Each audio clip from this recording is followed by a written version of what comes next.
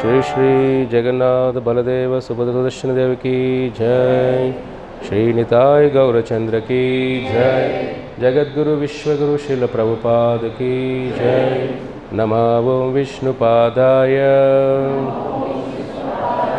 कृष्ण प्रेष्ठाय भूतले श्रीमते भक्ति वेदांत स्वामिन्निति नामिने। नमस्ते सारस्वते देवे गौरवाणी प्रचारिणे निर्विशेष शून्यवादी पाश्चात्य देशतारिणे। जय श्री कृष्ण चैतन्य प्रभु नित्यानंद श्री अद्वैता गदाधर श्रीवासादि गौरभक्तवृंद। हरे कृष्णा कृष्ण कृष्ण हरे हरे हरे राम राम राम हरे हरे। ओम नमो भगवते वासुदेवाय।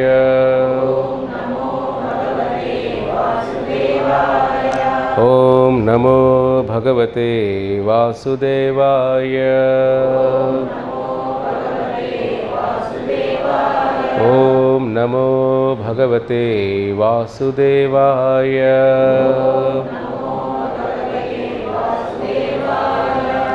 ओम अज्ञानतिमिरान्धस्य ज्ञानाञ्जनशलाकय चक्षुरुन्मिलितं येन तस्मै श्रीगुरवे नमः। हरे कृष्णा। श्रील प्रभुपाद की जय।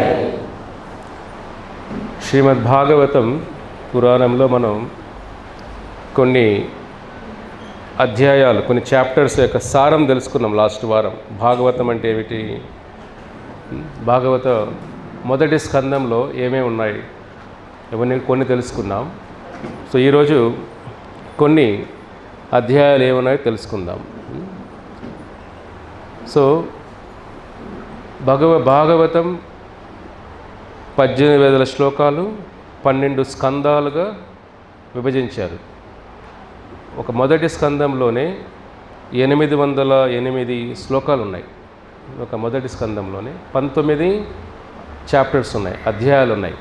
కాబట్టి ఎలాగైతే మన భగవద్గీత 18 అధ్యాయాలు 700 శ్లోకాలు అనుకుంటామో, దానికన్నా భగవద్గీత ఎప్పుడు కూడా ఒక స్కూల్ లాగా, భాగవతం యూనివర్సిటీ లాగా. స్కూల్, మీరు ఎలిమెంటరీ స్కూల్కి వెళ్ళి ఉంటారు, కొంచెం చదువుకో ఉంటారు, కొంచెం నేర్చుకొని ఉంటారు. కానీ భాగవతం ఒక యూనివర్సిటీ, ఒక మాస్టర్ డిగ్రీ, కాలేజ్ డిగ్రీ లాగా భాగవత పురాణం. అంత జ్ఞానం దాంట్లో ఉంది. కాకపోతే మీకు అక్కడ క్లుప్తంగా తెలుసుకుంటున్నారు కాబట్టి ఎవరైతే భగవద్గీత కంప్లీట్గా చదివిన వాళ్ళకే భాగవతం అర్థమవుతుంది. రెండవది, హరే కృష్ణ మహామంత్రం జపం చేయకుండా భాగవతం అర్థం కాదు. ఇప్పుడు మిమ్మల్ని డైరెక్ట్గా తీసుకుని వెళ్ళి మిమ్మల్ని కాలేజీ యూనివర్సిటీలో జాయిన్ చేపిస్తే మీకేం అర్థమవుతుంది? ఒక పిల్లవాడిని తీసుకుని వెళ్ళి వాడు ప్రీ స్కూల్, ఎలిమెంటరీ స్కూల్, తర్వాత హై స్కూల్, కాలేజ్ ఇవన్నీ వెళ్ళి చదివితే అప్పుడు వాడికి యూనివర్సిటీలో ఏం చెప్తారో అర్థమవుతుంది, ప్రొఫెసర్లు ఏం చెప్తారో అని. ఇక్కడ భాగవతం అనేది అంత చాలా ఉన్నతమైన భగవద్ జ్ఞానాన్ని ప్రబోధన చేసే పురాణం. కాబట్టి ఆ పురాణం మనకు అర్థం కావాలంటే కొన్ని క్వాలిఫికేషన్స్ ఉండాలి. కాబట్టి మొట్టమొదటి క్వాలిఫికేషన్ హరినామం. హరినామం జపం చేయకుండా భగవద్గీత మీకు అర్థం కాదు. భగవద్గీత ఎన్నిసార్లు చదివినా సారం అర్థం కాదు. మీకు శ్లోకాలు మాత్రం నేర్చుకుంటారు అంతే. ఆచరణలు పెట్టే జ్ఞానం కూడా, ఆ శక్తి కూడా రాదు. కాబట్టి హరినామం మొట్టమొదటిగా మనకు ఆ శక్తిని, జ్ఞానాన్ని ఇచ్చే మహామంత్రం అది. అది లేకుండా మీరు ఎన్ని ప్రయత్నాలు చేసినా భగవద్గీత బేసిక్స్ కూడా అర్థం కాకుండా ఊరికే మనం దానిపైన ఒక ఎమోషన్ ఉంటుంది అంతే, ఏదో ఫీలింగ్ ఉంటుంది, కానీ లోపల సారం తెలియదు మనకు. అందుకే హరినామం ఎప్పుడు జపం చేయాలి. కాబట్టి ఈరోజు భాగవత పురాణంలో 7వ అధ్యాయం ద్రౌణి పాప నివారణం. ఇది 7వ అధ్యాయం పేరు, ద్రౌణి పాప నివారణం. బ్రహ్మబంధు ఇతి స్మృతః సతు బ్రహ్మ బధో పరః తస్యాపి దృష్టమిచ్చామి వదం పాపస్య కర్మణః. అంటే బంధు, బ్రహ్మబంధు, ఎవరైతే భగవద్గుణాలన్నీ కూడా అలవర్చుకొని ఉంటారో 26 గుణాలు చెప్తారు శాస్త్రాల్లో, వాళ్ళని బ్రాహ్మణులు అని అంటారు. బ్రాహ్మణ అంటే కులం కాదు, గుణాలు. చాతుర్వర్ణమయా సృష్టం గుణకర్మ విభాగశః.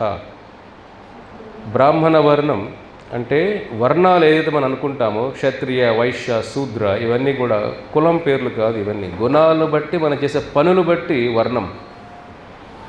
అదే 26 గుణాలు ఉన్నవాళ్ళు బ్రాహ్మణులు. ఆ గుణాలు ఏమిటి? చాలామందికి పేర్లు కూడా తెలియవు. కాబట్టి ఇక్కడ ఏం చెప్తున్నారు, ఎవరైతే ఆ గుణాలు లేకుండా ఉంటారో వాళ్ళని బ్రాహ్మణ బంధువు అని అంటారు. వాళ్ళని ద్రోణాచార్యుడు బ్రాహ్మణుడే, కానీ వాళ్ళ కొడుకు పేరేమిటి? అశ్వత్థామ. అశ్వత్థామలో ఆ గుణాలు లేవు, ఆ దైవ గుణాలు లేవు. కాబట్టి ఇక్కడ ఆయన ఎలా పిలుస్తున్నారు? ఆయన్ని బ్రాహ్మణ బంధువు అని అంటున్నారు. అంటే బంధువు, నువ్వు నిజమైన బ్రాహ్మణుడు కాదు, బ్రాహ్మణుడు బంధువు నువ్వు. ఆ గుణాలు ఉన్నప్పుడు బ్రాహ్మణుడు అని ఇక్కడ శాస్త్రం ఏం చెబుతుంది? కులాలను బట్టి కాదు, భగవంతు దృష్టిలో గుణాలు కర్మలను బట్టి బ్రాహ్మణులు. ఓ మాది ఈ గోత్రం, ఈ కులం, ఇది మనం ఆ విధంగా తయారు చేసుకునేసాం సమాజాన్ని. కానీ భగవంతుడి దృష్టిలో గుణాలు లేకుండా వర్ణం లేదు. కాబట్టి ఆయన దృష్టిలో అనుకోవాలి వీళ్ళు బ్రాహ్మణులు, మనం అనుకోవడం కాదు. భగవంతు దృష్టిలో ఏమిటి? కలో శూద్ర సంభవ. కలియుగంలో పుట్టుకతోనే ప్రతి ఒక్కరు శూద్ర గుణాలతోనే పుడతారు. కాబట్టి భగవద్ జ్ఞానంతో బ్రాహ్మణులు అవ్వచ్చు. భగవద్ జ్ఞానంతో బ్రాహ్మణ స్థానాన్ని పొందొచ్చు మనం, కులంతో కాదు, తల్లిదండ్రుల బంధంతో రాదు, దైవ గుణాలతో ఆ స్థితిని చేరుకోవచ్చు అని చెప్తాను. అందుకే అశ్వత్థాముని ఏమంటారు? బ్రాహ్మణ బంధువు. అతను ఏం చేశాడు అంటే, గొప్ప ఆచార్యుల కుటుంబంలో పుట్టిన పాండవులతో వైరం, యుద్ధం పెంచుకున్నాడు. రెండవది, ద్రౌపది పిల్లలు నిద్రపోయేటప్పుడు అశ్వత్థామ వాళ్ళని చంపేస్తాడు. వాళ్ళ తలలు తీసుకొని వెళ్తాడు. చిన్న పిల్లల చంపి వాళ్ళ తలలు తీసుకొని దుర్యోధనుడికి బహుమతిగా ఇస్తాడు. ఎక్కడ ఈ గుణాలు ఉన్నాయి చెప్పండి? ధర్మం కోసం పోరాడాలి, అధర్మం కోసం కాదు. ఇలాగా అశ్వత్థామ చాలా భయంకరమైన పాపాలు చేశాడు.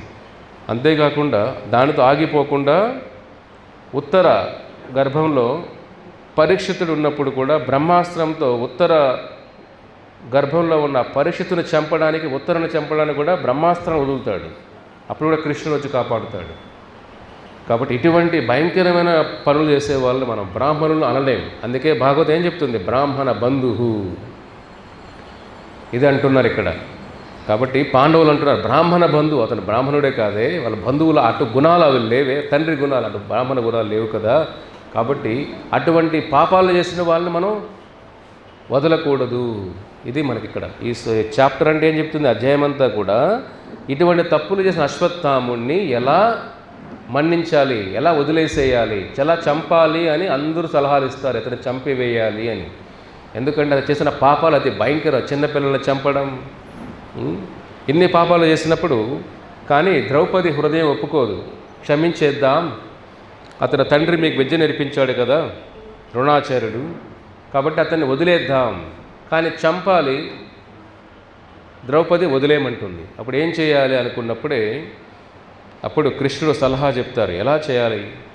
అతని తల వెంట్రుకలు తీసివేసి, మీసాలు గడ్డాలు అన్నీ తల వెంట్రుకలు తీసివేస్తే అతనికి ఆల్మోస్ట్ అవమానంతో చనిపోయినట్టే.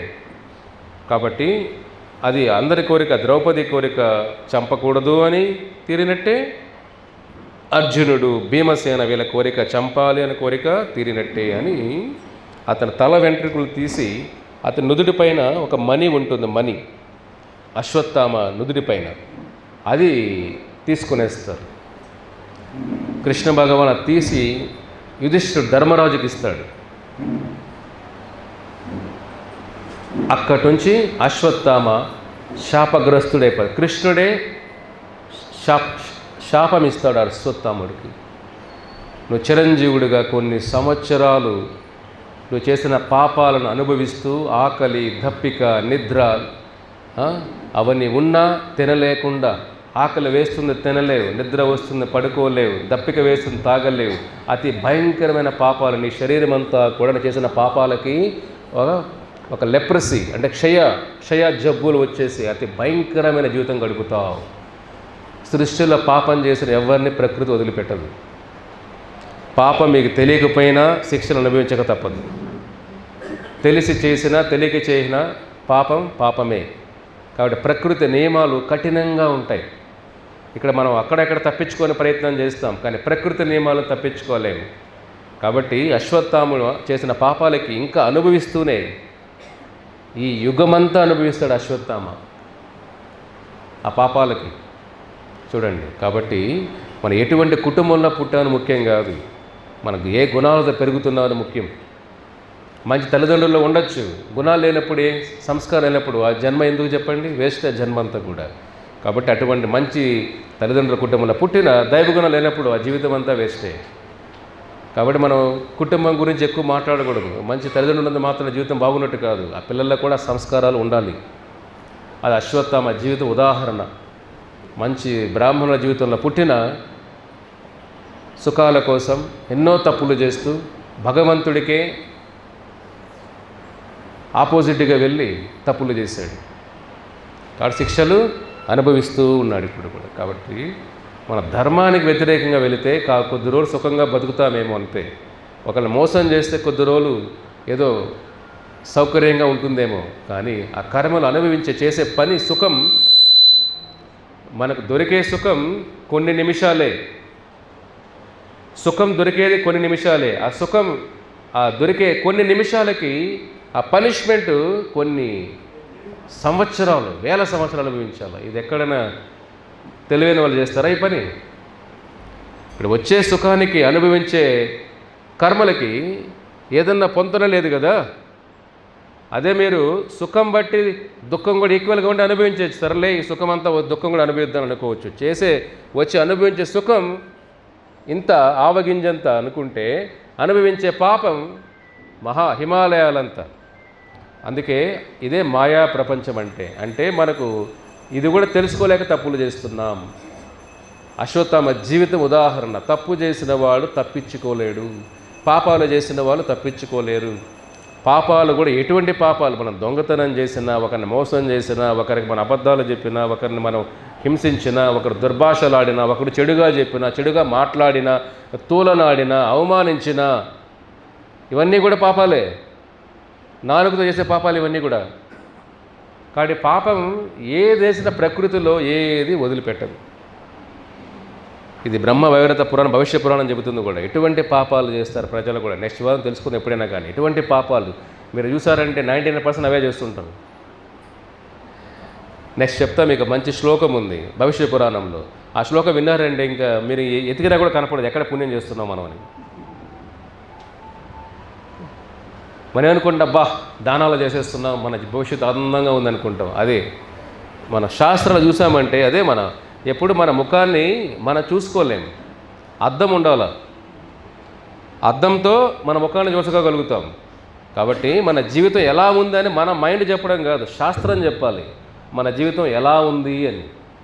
మనం ఎక్కడ ఫిట్ అవుతున్నాం, మనం చేసే గుణాలు ఏమిటి, మన భవిష్యత్తు ఏమిటి, మనం చేసిన కర్మలు ఏమిటి.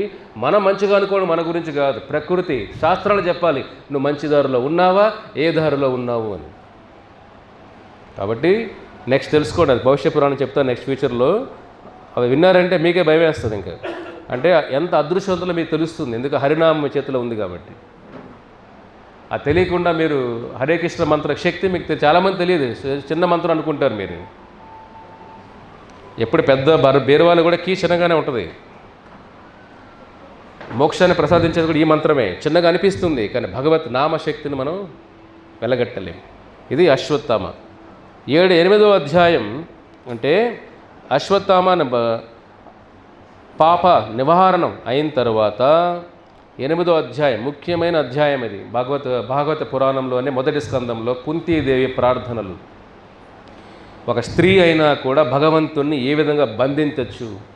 భక్తికి శరీరానికి సంబంధం లేదు.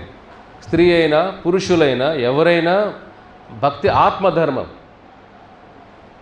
శరీర ధర్మం కాదు. భక్తి ఆత్మధర్మం. ఏ దేహంలో ఉన్న స్త్రీ పురుషుల సంబంధమే లేదు. భక్తి ఆత్మధర్మం. కాబట్టి భగవంతు నామానికి, భగవద్గీతకి వీళ్ళే చదవాలి, వీళ్ళే జపం చేయాలి, పురుషులే చదవాలి, అది కాదు. ప్రతి ఆత్మ భగవంతుని చేరుకునే అవకాశం దొరుకుతుంది. మానవ జీవితంలో ఆ అవకాశం మన చేతుల్లో ఉంది. కాబట్టి కుంతీదేవి ఆవిడ ప్రార్థనలతోనే భగవంతుడి యొక్క, కృష్ణుడి యొక్క హృదయాన్ని కరిగిచ్చేస్తుంది. ఎప్పుడైతే కృష్ణుడు కురుక్షేత్రం అయిపోయాక కొద్ది రోజులు పాండవులతో ఉంటాడు. పాండవులు వేడుకుంటారు, కృష్ణ మాతో పాటు ఉండి కృష్ణ నీకు సేవ చేస్తాం కృష్ణ. కాబట్టి కృష్ణుడికి సేవ చేయాలి అని వాళ్ళందరూ తపిస్తుంటే భక్తుల కోరిక తీర్చాలి కాబట్టి కృష్ణుడు పాండవులతో కొద్ది రోజులు ఉంటాడు. మళ్ళీ ద్వారక ఉన్న భక్తులందరూ కూడా కృష్ణుడి కోసం తపన పడుతూ ఉంటారు, అయ్యో భగవంతుడు కృష్ణుడు చాలా రోజులైందే అని. వాళ్ళ కోరిక తీర్చడం కోసం కృష్ణుడికి ద్వారక బయలుదేరదాం అనుకునేటప్పుడు పాండవులందరూ మళ్ళీ ఆపుతారు, కృష్ణ కొద్ది రోజులు మాతో పాటు ఉండు. ఆ సమయంలో కుంతీదేవి కృష్ణుడిని అద్భుతంగా ఆరాధన చేస్తుంది. ఆవిడ ఆరాధన అదే కుంతి ప్రార్థనలు. మీరు కానీ అది ప్రార్థనలు విన్నారంటే, అంటే భగవంతుడికి చాలా ఇష్టమైన ప్రార్థనలో కుంతి ప్రార్థనలో ఒకటి. అంటే ఆవిడ ఎన్నో బాధలు పడి ఉంటుంది. చిన్న వయసులోనే భర్తను కోల్పోయింది, చిన్న వయసులోనే అడవుల్లో పెరిగింది, చిన్న వయసులోనే 5 మంది పిల్లల్ని పెంచడం, 5 మంది పిల్లల్ని వాళ్ళ జీవితం నేర్పించడం, చిన్న వయసులో ఎన్నో కష్టాలు పడింది. మీరు చిన్న చిన్న కష్టాలకు కునిగిపోతూ ఉంటారు. చిన్న ఇబ్బందులు ఉంటే మనిషి జీవితం అయిపోయింది అనుకుంటారు. కుంతీదేవి జీవితం అంతా కష్టాలతో నిండిపోయి ఉంటుంది. అన్ని కష్టాలు, వాళ్ళు పెరిగిన తర్వాత పిల్లల కష్టాలే, మళ్ళీ వాళ్ళు వనవాసప్పుడు కష్టాలే, కురుక్షేత్రం కష్టాలు, ఎన్నో కష్టాలు అనుభవించుంటుంది తల్లి. అన్ని అనుభవించినా కానీ కృష్ణుడికి చాలా ప్రీతైనది ఆవిడ. ఎందుకంటే ఆవిడ హృదయం అంతా కూడా కృష్ణమయం. మన జీవితం అంతా మాయామయం, ధనమయం. ఇలాంటి హృదయం ఇలా ఉన్నవాడికి ఏం అర్థమవుతుంది? కృష్ణమయం. కృష్ణతత్వం అర్థం కావాలంటే ముందు జీవితం కృష్ణమయం అయి ఉండాలి. కృష్ణమయం కాకుండా జీవితం, కృష్ణతత్వం భగవద్గీత ఏం అర్థం కాదు. మీరు ఎంతోమంది 1000 సార్లు చదవండి భగవద్గీత, మీరు దాని 1% సారం అర్థం కాదు మీకు. ఆచరణలో పెట్టలేరు, ఆ శక్తి రాదు మీకు. ఎన్నో ప్రయత్నం చేసినావు, భగవద్ ఇష్టం ప్రాణం, కానీ ఆచరణలో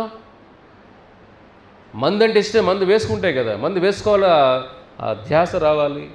కాబట్టి కుంతీదేవి కృష్ణమయం హృదయం అంతా.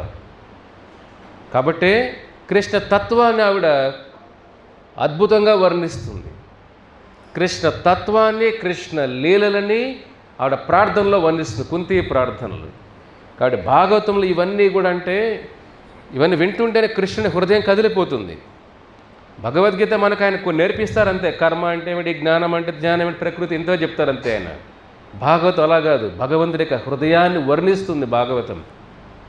భగవత్ లోకం వైకుంఠాన్ని వర్ణిస్తుంది భాగవతం. భక్తుల యొక్క హృదయాన్ని బయటికి వ్యక్తపరుస్తుంది భాగవతం. కాబట్టి కుంతిదే ఉంటుంది, విపదః తంతుః సశ్వ తత్ర తత్ర జగద్గురో భవతో దర్శనం యస్య పునర్భవ దర్శనం. కుంతిదేవి ప్రార్థనలో ఇది ముఖ్యమైన ప్రార్థన. ఇది ఏమంటుంది? విపదః, కృష్ణ నా విపత్తు, నాకెప్పుడు కష్టాలు ఇవి కృష్ణ. కురుక్షేత్రం అయిపోయా కూడా తల్లి ఏమడుతుంది? మీరు ఎవరో ధైర్యం ఉందో అడగడానికి? కష్టాలు ఇప్పుడే కష్టాలు బయట వచ్చారనుకోండి, మళ్ళీ కష్టం అడుగుతారా భగవంతుని? మీరు భగవంతుని ఏం అడగాలో కూడా మనకు చాలామంది తెలియదు. మనం ఏమంటాం? భగవంతు కష్టాలు తీర్చమని అడుగుతాం. కుంతిది ఏమంటుంది? కష్టాలు ఇవు కృష్ణ అంటుంది. విపదః తంతుః సశ్వ తత్ర తత్ర జగద్గురు. కృష్ణ నాకు ఎప్పుడు కష్టాలే ఇవ్వు కృష్ణ. ఎందుకంటే కష్టాలే ఇచ్చావంటే భవతో దర్శనం యశా పునర్భవ దర్శనం, నేను తలుచుకునే ఒక అదృశ్యం దొరుకుతుంది కృష్ణ. కష్టాలు ఉన్నాయంటే, ఓ కృష్ణ నీ స్మరణలో ఉంటాను కృష్ణ, నీ నామం జపం చేస్తాను కృష్ణ, నీ మీద ఆధారపడతాను కృష్ణ. కాబట్టి నీ భక్తిలో ఉండడానికి నాకు అవకాశం ఎక్కువగా ఉంది. కాబట్టి నాకు కష్టాలే మళ్ళీ మళ్ళీ మళ్ళీ మళ్ళీ ఇవ్వు కృష్ణ. విపదః మళ్ళీ మళ్ళీ ఇవ్వు, మళ్ళీ కష్టాలు వస్తున్నాయంటే కురుక్షేత్రం అయిపోయింది కదా అని కష్టాలు నాకు లేకుండా చేయొద్దు, కష్టాలే ఇవ్వు కృష్ణ. అంతేకాకుండా స్నేహ పాశం ఇమం చింది దృఢం పాండుషు వృష్ణుషు, నా పిల్లల పైన ఉన్న ప్రేమను కూడా కట్ చేసే కృష్ణ. వాళ్ళు నీకు చాలా ప్రీతి అయిన భక్తులు, దైవగుణాలు ఉన్న పిల్లలు. ఎక్కడ వాళ్ళ దైవగుణాలు ఉన్న పిల్లలు కాబట్టి వాళ్ళపైన ప్రేమ పుడుతుందేమో. మన రాక్షస గుణ పిల్లలు ఉన్న ప్రేమ మనకు తగ్గదు. వాళ్ళ దుర్యోధుడైనా వాని భుజాల మీద పరిగెత్తి వెళ్తూ ఉంటాం. ఇది కలియుగ ప్రభావం. ఇది కుంతిదేవి మనసు ఏమిటి? దైవ గుణాలతో పుట్టిన పిల్లలు, భగవంతుడే వాళ్ళతో మాట్లాడుతూ వాళ్ళతో ఉన్న ఆ సంబంధం ఉన్న పిల్లలు. భగవద్గీత వాళ్ళ కొడుకు ద్వారా వచ్చింది, అర్జునుడి ద్వారా వచ్చింది భగవద్గీత. భీష్మ గీత ధర్మరాజు ద్వారా వచ్చింది లోకానికి భీష్మ గీత. ఇటువంటి మహా దైవగుణ పిల్లలు ఆవిడేమంటుంది, వాళ్ళ పైన మనసు పోతుందేమో కృష్ణ, నా మనసు ఎప్పుడు నీపైనే ఉండాలి కృష్ణ. ఇది ఒక భక్తుల భావన ఎలా ఉండాలి అని. మనకు ఏంటి, రావణ గుణాలు ఉన్నా, హిరణ్యకశిపుడి గుణాలు ఉన్నా, నా కొడుకు బంగారం, కూతురు బంగారం అంటాం మనం. ఇది కలియుగ ప్రభావం. ఇది అదే దైవగుణాలు ఏమిటి? కుంతీదేవి ఎక్కడ వాళ్ళపైన నాకు వ్యామోహం పుడుతుందేమో అది లేకుండా నీపైనే ధ్యాస ఉండాలి కృష్ణ, నువ్వు తప్ప నాకు ఎవరు మనసులో ఉండకూడదు. కాబట్టి కష్టాలే ఇస్తున్నావంటే నీ నామస్మరణలోనే ఉంటాను, కాబట్టి నాకు ఇంకొక జన్మే ఉండదు. ఆ భవదర్శనం అంటే మళ్ళీ జన్మ తీసుకునే అవకాశమే లేదు, ఎందుకు నీ స్మరణలో ఉంటాను కాబట్టి. ఇది సీక్రెట్. ఇది మోక్షాన్ని పొందాలంటే ఈ భావన రావాలి. కుంతీదేవి నేర్పిస్తుంది, మోక్షం రావాలంటే మనిషిలో ఈ గుణాలు రావాలి. భగవంతుడు ఎప్పుడూ కూడా ఏదడిగిన ఇస్తాడు, మనం ఆయన ఏమడగాలో ఆ మెచ్యూరిటీ ఉండాలి మనకు. కుంతీదేవి ఏమంటుంది, కష్టాలే ఇవి కృష్ణ, కష్టాలు ఉంటేనే మనం జీవితం ఆయన పైన ఆధారపడుతూ ఉంటాం. కొద్ది సుఖం వస్తేనే మనం ఎగిరెగిరి పడుతూ ఉంటాం గాలిపటంలాగా. కొద్దిగా ధనం పెరిగినా కంట్రోల్ చేయలేం, హిందూపురం అంతా మంది అనుకుంటాం. కొద్దిగా ఇంకా ఏమైనా వాల్యూ పెరిగిపోయినా, లాభాలు వచ్చినా ఏమనుకుంటా, మనిషి ఈ కోరికలతో మునిగిపోతున్నాడు. అందుకే కుంతీదేవి ఒక ప్రత్యేక ఈ ప్రార్థన ఎక్కడ జీవితంలో మీరు వినే ఉండరు. ఏ భక్తుడు కూడా కష్టాలే అని ఎవరు కోరుకోలే, కుంతీదేవి తప్ప. అంటే ఆవిడ భగవంతుడి పైన అంత నమ్మకం, భక్తి పైన అంత నమ్మకం. ఈ లోకంలో ఎంత సుఖాలున్నా కష్టాలు ఎప్పుడూ ఉంటాయి. కష్టాలు లేని జీవుడే సృష్టిలో లేడు. మీరు ఎన్ని ప్రయత్నాలు చేసినా, ఎన్ని మీరు ఈక్వేషన్లు చేసినా కష్టాలను తప్పించుకోలేరు. నీ నీడలాగా మీతోనే ఉంటాయి. ఈ కష్టం పోతే ఈ కష్టం, ఇది పోతే ఇంకో కష్టం, ఏదో కష్టం వెంటాడుతూనే ఉంటుంది. అది ప్రకృతి ధర్మం. నా సుఖం నా పరం గతః, కృష్ణుడు చెప్పాడు. ఈ ప్రకృతిలో నా సుఖం, నీకు సుఖం దొరకదు అర్జున. అయిపోయింది అక్కడ, క్లోజింగ్ చాప్టర్ అది. మీరు ఇక్కడ ఎన్ని మీరు వేషాలు వేసినా దెబ్బలు తింటారు, కానీ మీకు సుఖం మాత్రం ఇక్కడ దొరకదు. కాబట్టి ఇక్కడ కుంతిది ఏమడుతుంది, కష్టాలే ఇచ్చావంటే నీ నామస్మరణలో ఉంటాను కాబట్టి, నీ చింతనలో ఉంటాను కాబట్టి, హరిచింతన, హరిస్మరణ, హరికీర్తన ఇది ఉండాలి మనిషి జీవితానికి. ఇదే మెయిన్ ఆహారం. ఇది ఉన్నప్పుడు పునర్భవదర్శనం అంటే మళ్ళీ ఇంకో జన్మ తీసుకునే అవకాశమే లేదు. నెక్స్ట్ ఎక్కడికి వెళ్తారు? గ్యారెంటీ ఉందా? మీరు చెప్పండి. నెక్స్ట్ ఏ ఇంటికి వెళ్తారు మీరు? చెప్పండి. అమ్మాయి అత్తగారింటికి మళ్ళీ వెళ్తారా? చెప్పండి. ఏ ఇంటికి వెళ్తారు? ఈ ఇల్లు ఆ ఇల్లు ఏ ఇంటికి వెళ్తారు? ఏ ఊరు వెళ్తారు? ఎవరింట్లో పుడతారు? ఏమీ తెలియదు మనకు. కానీ ధైర్యంగా తిరిగేస్తున్న ఊరంతా. భవిష్యత్తు భయంకరంగా ఉన్నా పొద్దున్న లేస్తారే నాకేం కాదు. భవిష్యత్తు అతి భయంకరంగా ఉంటుంది. ఏ ఇంట్లో పుడతామో, ఎక్కడ పుడతామో, ఏ దేశంలో పుడతామో తెలియకుండా మన కర్మానుసారం కర్మనా దైవ నేత్రేనా ఎంత జాగ్రత్తగా ఉండాలి. భవిష్యత్తు ఎంత జాగ్రత్తగా ఉండాలి. కర్మ ఎవరిని వదిలిపెట్టదు. మీరు చీమను చంపినా, ఏనుగుని చంపినా పాపం పాపమే. కాబట్టి కుంతీదేవి నా కష్టాలు ఇవి కృష్ణ, అది ఒక భక్తుడు తప్ప ఎవరు అడగలేరు. అంటే ఒక శుద్ధ భక్తి ఉంటే తప్ప భగవంతుడిని అడిగే ధైర్యం ఎవరికి లేదు. మీరు అడుగుతారా భగవంతుడిని, కృష్ణ నా కష్టాలు ఇవి కృష్ణ, ఆయన ఇచ్చేస్తాడు. తట్టుకునే శక్తి, ఆ తట్టుకునే శక్తి కూడా ఉండాలి కదా. అది ఎలా వస్తుంది తట్టుకునే శక్తి? హరినామం. మీ జీవితాలు మార్చేది, భగవంతుడి దగ్గర చేసేది, మీలో ఆత్మధైర్యాన్ని నింపేది, మీరు జీవితాన్ని గమ్యాన్ని మార్చేది, మీ గతిని మార్చేది వాసుదేవ పరాగతి, వాసుదేవ పరా యోగ, వాసుదేవ పరో ధర్మ, వాసుదేవ పరాగతి. మన గతే వాసుదేవ కృష్ణ. పరాయోగ, యోగ పర్పస్ ఏమిటి? యోగా ఎందుకు? భగవంతుని చేరుకోవడం కోసం, వాసుదేవ చేరుకోవడం కోసం యోగా. వాసుదేవ పరో ధర్మ, ధర్మం అంటే ఏమిటి? వాసుదేవుని తెలుసుకోవడమే ధర్మం. వాసుదేవ పరా కర్మ, కర్మ చేసే పని ఎందుకు? వాసుదేవ ప్రీతి కోసమే కర్మ. ఇది భాగవత సారం, బ్రహ్మదేవుడు చెప్తాడు ఇది. కాబట్టి కుంతీదేవి ఏమంటుంది? నా పిల్లలపైన ఎక్కడ ధ్యాస పోతుందేమో కృష్ణ, నీపైనే ధ్యాస ఉండాలి కృష్ణ. ఆ తల్లి అంత కోరుకుంటుంటే పాండవులపైన ధ్యాస ఉండకూడదంటే కలియుగంలో ఉన్న పిల్లల పరిస్థితి ఏమిటి? కానీ అవే కావాలని కోరుకుంటామే. అదే కదా, దెబ్బలు తిన్నా కూడా బాగుంది బాగుంది అనుకుంటాం కదా. దెబ్బలు తిన్నా కూడా బాగుంది బాగుంది బాగుంది. ఇది మాయా ప్రపంచం. ఇది మీకు చెప్పాను కదా, మత్తు మందు అనస్థీషియా వేసుకుంటే అలాగే ఉంటుంది కదా. నేను ఏదో ఒక వీడియో పంపించారు ఎవరో ఇక్కడ సోషల్ మీడియాలో. ఒక అమ్మాయికి అనస్థీషియా వేశారు, మత్తు మందు వేశారు ఆవిడకి, ఏదో సర్జరీ ముందు. వాళ్ళ భర్త వచ్చాడు, మత్తు మందులో ఉంది, భర్త వచ్చాడు. ఆవిడ భర్త అని గుర్తుకు లేదు. ఎవరి అబ్బాయి చాలా క్యూట్గా ఉన్నాడు అంటుంది. వాళ్ళ భర్త దగ్గరికి వచ్చి ఇంకా ఉంటే చాలా బాగున్నావు, I want to marry you, నేను పెళ్లి చేసుకోవాలి. అమెరికాలో జరిగిన సంఘటన ఇది. అమెరికాలో జరిగిన సంఘటన. ఆవిడకి అనస్థీషియా ఇస్తారు, మత్తు మందులో ఉంది. వాళ్ళ ఆయనే దగ్గరికి వస్తే, చాలా బాగా క్యూట్గా ఉన్నావు నువ్వు. వాడు నవ్వుతున్నాడు, నేనే భర్త తల్లి, నువ్వు నేనే మీ హస్బెండ్ అంటే మత్తు మందు కదా తెలియట్లా. మళ్ళీ I want to marry you, నేను పెళ్లి చేసుకోవాలనుకుంటున్నా, నన్ను చేసుకుంటామని ఉంటుంది ఆవిడ.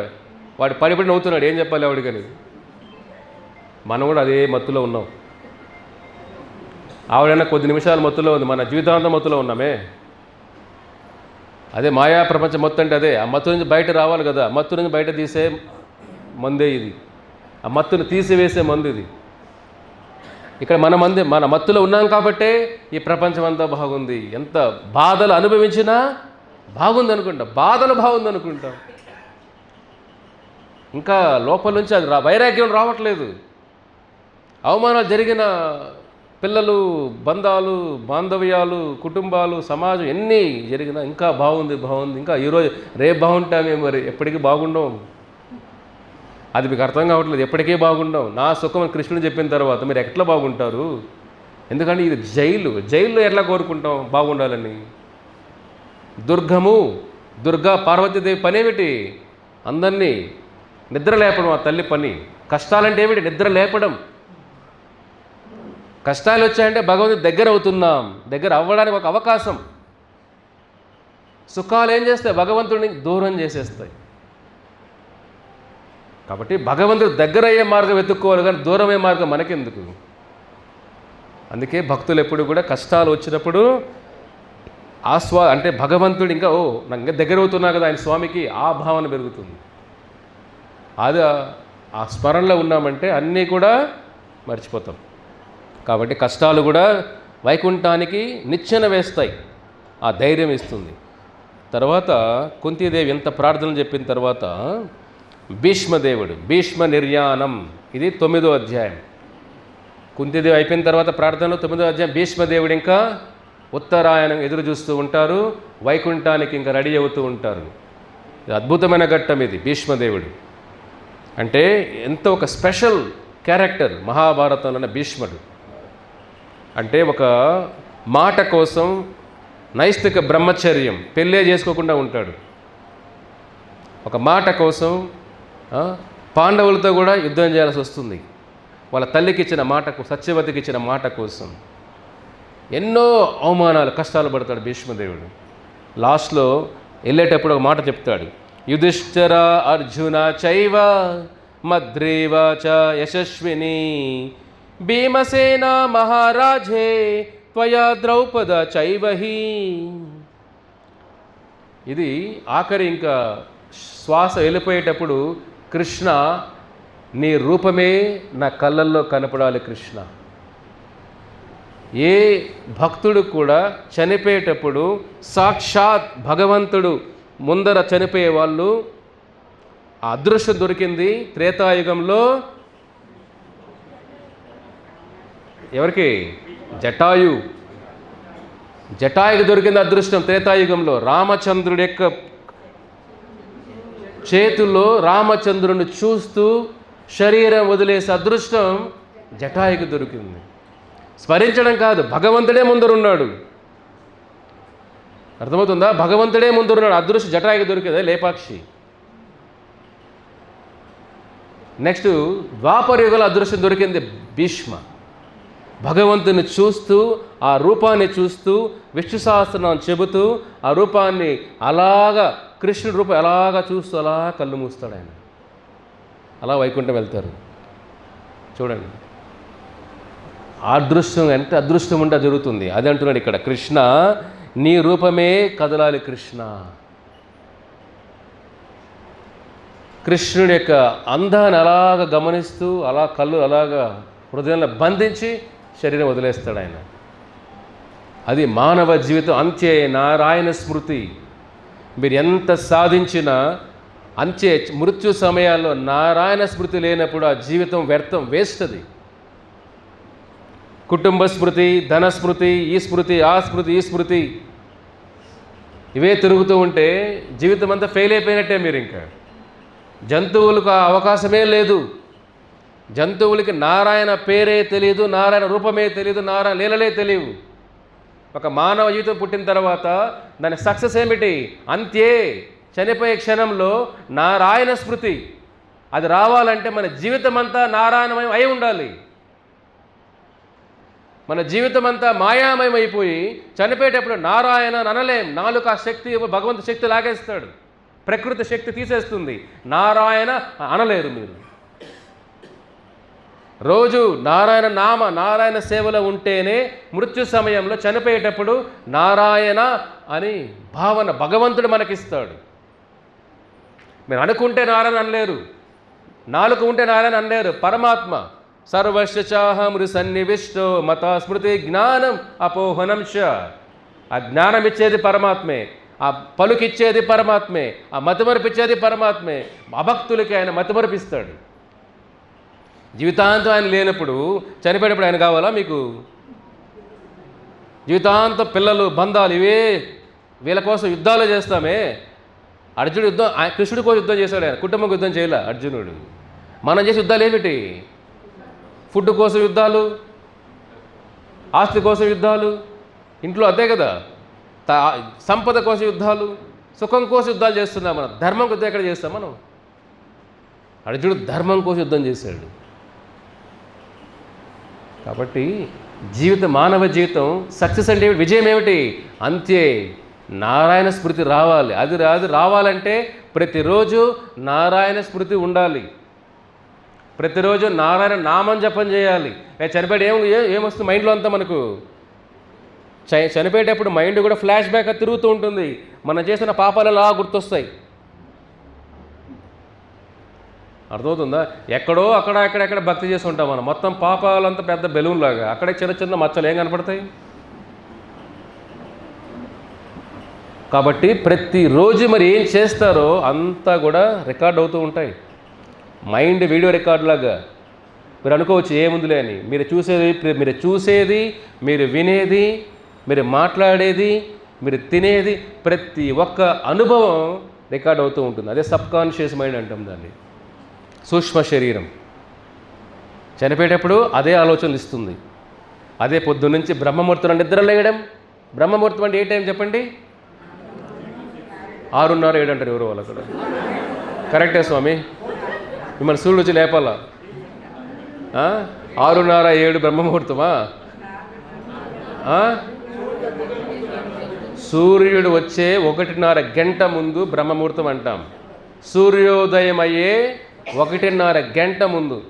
సూర్యోదయం అయిపోయినాక కాదు, సూర్యోదయం అవ్వకముందు అంటే 4:30, 4 మధ్యలో బ్రహ్మముహూర్తం. ఆ నిద్రలేచి ఆ స్వామి నామాలు జపం చేసి మానవుడు ఎలా ఉండాలి? పక్షులు నిద్రలేస్తున్నాయి పొద్దునే, అవి నారాయణ అనగలుగుతాయా? మనం నిద్రలేస్తున్నాం, మన నారాయణ అంటున్నామా? కాఫీ టీలు అంటున్నాం పొద్దున్న లేస్తున్నాం. ఎక్కడ నారాయణ ఉంటా చెప్పండి? అవి అనలేవు, మనం అనగలుగుతాం, అనట్లేదే. అంటే పలికే శక్తి, వినే శక్తి జీవితాన్ని సరిగ్గా మనం ఉపయోగించుకోవట్లేదు. కాబట్టి ఇవన్నీ జీవితం అయినప్పుడు చనిపోయేటప్పుడు ఇవే తిరుగుతూ ఉంటాయి మైండ్లో అంతా కూడా. అదే మన పొద్దున్న బ్రహ్మముహూర్త నిద్రలేయడం, హరినామం జపం చేయడం, భగవద్గీత పఠనం, భాగవత శ్రవణం, విష్ణు సేవ, వైష్ణవ సేవ. తర్వాత మీ ఉద్యోగాలు వ్యాపారాలు కొద్దిగా చేసుకోండి. చేసుకుంటే మళ్ళీ సాయంత్రం పడుకునే ముందు కూడా భగవత్ నామాన్ని జపం చేసి నిద్రపోవాలి. నిద్రలో కళ్ళు మూస్తే, నిద్రలో కళ్ళు పోస్తే, అందుకే ఆచార్యులు చెబుతారు పడుకునే ముందు ఎప్పుడు కూడా భగవంతుడి యొక్క నామాలు వింటూ పడుకోవాలి. ఇది మానవ జీవితం. అప్పుడు అంతే నారాయణ స్మృతి. అది భీష్మదేవుడికి అదృష్టం ఎలా దొరికిందో మనకు కూడా అదృష్టం ఉంది, మన జీవితంలో ఉంది. అది ఎలా సాధించాలి మీ చేతుల్లో ఉంది. కాబట్టి ప్రతిరోజు నామజపం లేకుండా మీరు ఒకేసారి వైకుంఠ ఏకాదశిలో చేసేసి అయిపోదు అనుకుంటారు అనుకోవద్దండి. సో ప్రతిరోజు చేసే ప్రతి పని సూక్ష్మ శరీరంలో స్టోర్ అవుతూ ఉంటాయి. కాబట్టి అది భగవంతుని స్మరించుకునే శక్తి రావాలంటే ప్రతిరోజు ఆ సేవలో ఉండాలి. కొద్దిగైనా మీరు 24 గంటలు మాలాగా అయిపోని చెప్పట్లా, ఏదో ఒక అట్లీస్ట్ ఒక గంట, ఒక 2 గంటలు, 24 గంటలు 2 గంటలు అరగంట మీకోసం మీరు కేటాయించుకోండి. లేదంటే మీ ఆత్మక ఆహారం ఏం పెడుతున్నాం? మనం శరీరాన్ని పెడుతున్నాం రోజు పొద్దున్న రాత్రి వరకు. ఆత్మక ఆహారం ఏమిటి? భక్తి. ఇది 9వ అధ్యాయం. ఇది 10వ అధ్యాయం. కృష్ణ ద్వారకా ఆగమనం. కృష్ణదేవులు భగవంతుడు ద్వారకాకు వెళ్తారు.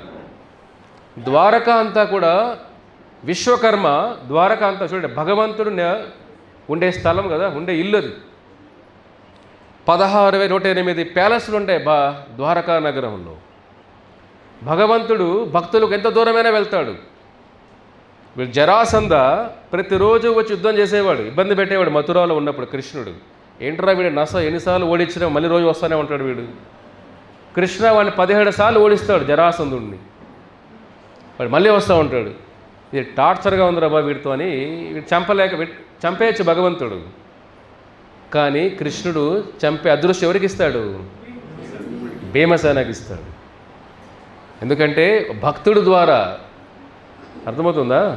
కాబట్టి ఆడు ఎప్పుడైతే టార్చర్ ఎక్కువ పెడుతుంటే భక్తులందరికీ కృష్ణ ఏం చేస్తాడు? మథురా నుంచి సముద్రం లోపలికి వెళ్ళిపోతాడు. అదే ఏమిటది?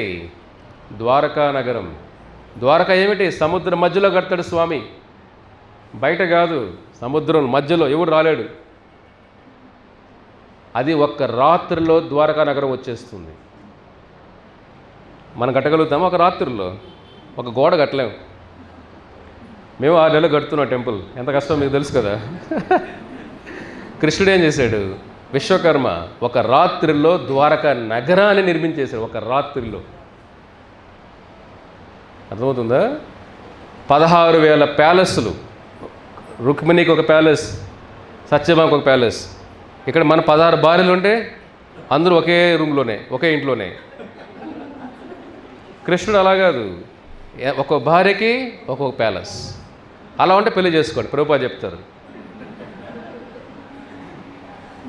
మళ్ళీ ఒక ఇంట్లో సోమవారం, ఒక ఇంట్లో మంగళవారం, ఇంట్లో బుధవారం, అట్లా కాదు. ఒకేసారి 16,000 రూపాలతో కృష్ణ భగవానులు ద్వారకా ఆగమనం. ద్వారకాకు వచ్చినప్పుడు వస్తున్న ద్వారకా కృష్ణ 16,000 రూపాయలు ఒకేసారి వస్తాయి కృష్ణుడి నుంచి. 16,000 రూపాయలు 16 ప్యాలెస్లోకి వెళ్తాడు కృష్ణ. అందరూ ఏమనుకుంటారు? కృష్ణ మా ఇంట్లో ఉన్నాడే, మా ఇంట్లోనే ఉన్నాడు అనుకుంటారు అందరూ. అర్థమవుతుందా?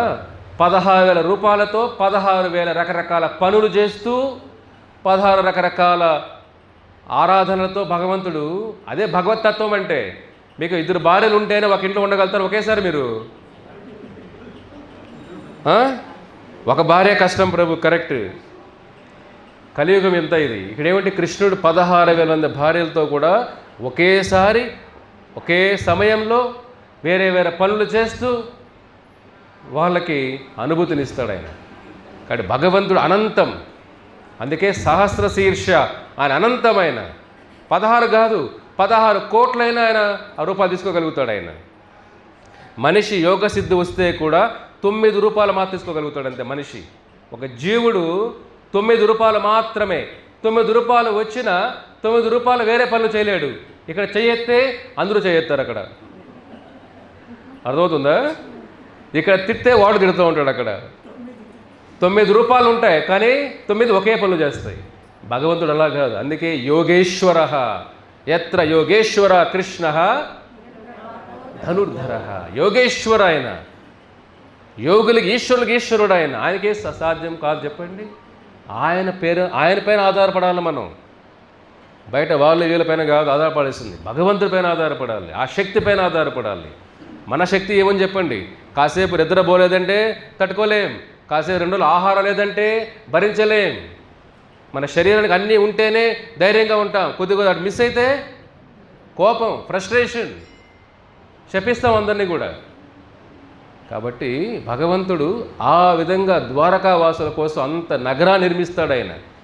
వైకుంఠం ఎలా ఉంటుంది? ఇంకా మీరు ఇక్కడిక్కడే మార్బుల్ ఏదో గ్రానైట్లు వేసుకొని బలవంది అనుకుంటే వైకుంఠ చింతామణి ఆ జీవితం ఎలా ఉంటుంది?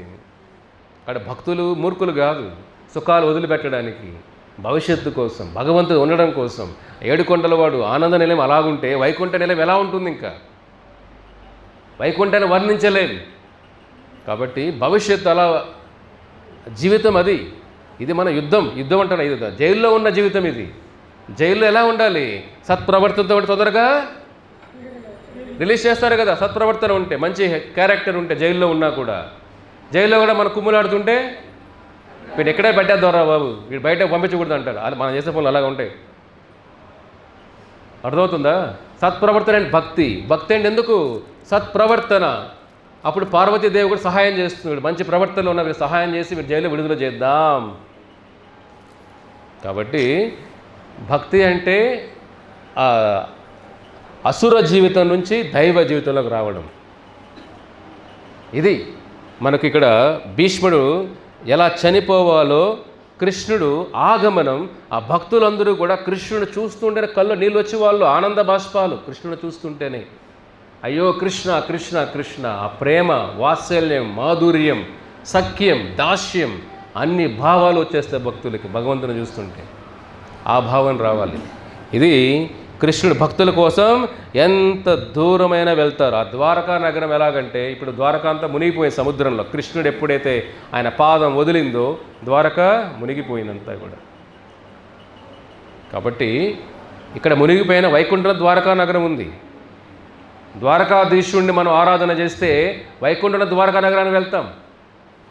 ఆ ద్వారకాధీశుడికి మనం దాసుడు అవ్వాలి. అర్థమవుతుందా? కాబట్టి ఒక్క జీవితమైన భక్తిపరంగా బతుకుతాం. మన భక్తిగా మనం ఉంటే ఇక్కడ ఉండేవాళ్ళం కాదు మనం అందరం కూడా. అది ఎలా మిస్ అయిపోయింది నీ జీవితాలు. ఇప్పుడైనా కరెక్ట్గా మన చేతుల్లో ఉంది, వాడుకోవడం మీ చేతుల్లో ఉంది. తర్వాత ముఖ్యమైన అధ్యాయం ఇది కూడా, 12వ అధ్యాయం. పేరేమిటి? లాస్ట్ వీక్ చెప్పాను అందరికీ కూడా మీరు.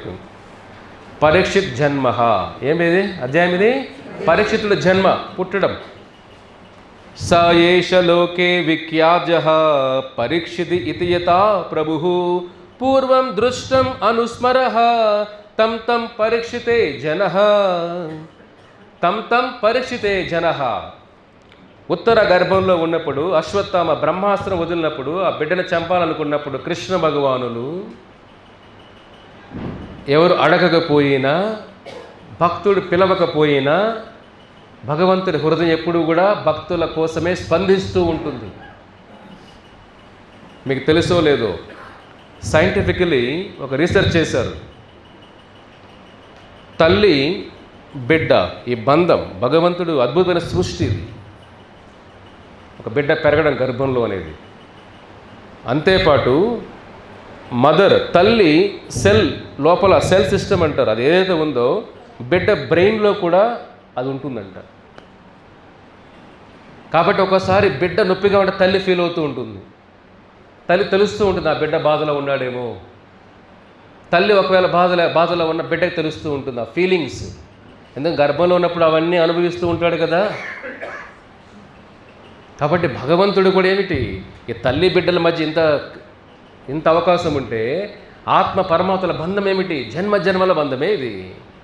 కాబట్టి ఉత్తర ఆపదలు ఉన్నప్పుడు భగవంతుడు ఉత్తర గర్భంలోకి వెళ్ళిపోతాడు. చూడండి మనం ఎలాగెళ్తాం అట్లా ఏమన్నా కాపాడాలంటే. ఇది భగవత్ సృష్టి, గర్భంలోకి వెళ్ళి ఉత్తర గర్భాన్ని కాపాడుతాడు స్వామి. పరీక్షితుడు అప్పుడు కృష్ణుడి యొక్క దర్శనం చూస్తాడు. పరీక్షితుడు గర్భంలోనే పుట్టిన తర్వాత పరీక్షిత అంటే ఎవరు ఆ కృష్ణుడు, నాకు గర్భంలో కనపడ్డాడు, ఎక్కడ ఆయన అని ఎదుగుతూ ఉంటాడు ప్రతి ఒక్క జీవుల్లో ఆయన. అందుకే ఆయన పేరేమిటి, పరీక్షిత. అందరిని పరీక్షిస్తూ ఉంటాడు.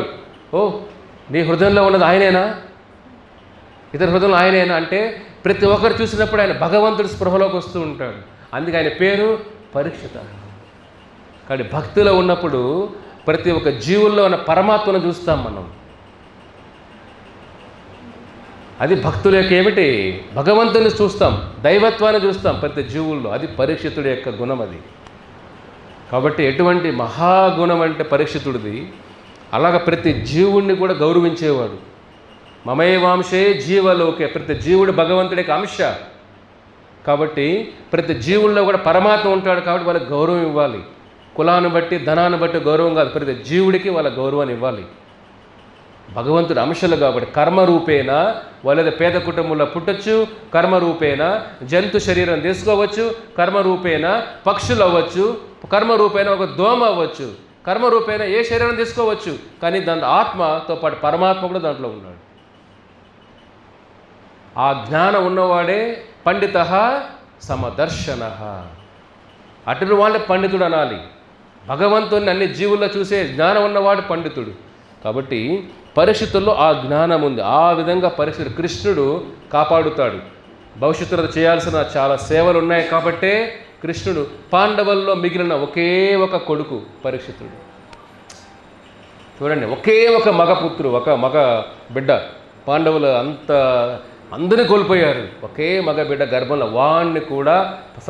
అతన్ని కూడా అశ్వత్థామ చంపాలి అని. ఎంతటి క్రూరత్వం అశ్వత్థామ చూడండి. అతను హీరో చేయాలి సినిమాలో అంతా. మీరు ఆ కల్కి సినిమాలో మన హీరో చేయాలి అశ్వత్థామని. మీరు అతను చేసిన పాపాలు వింటుంటే మీరే కత్తెత్తుకొని పొడి చేస్తారు ఆ స్క్రీన్లో.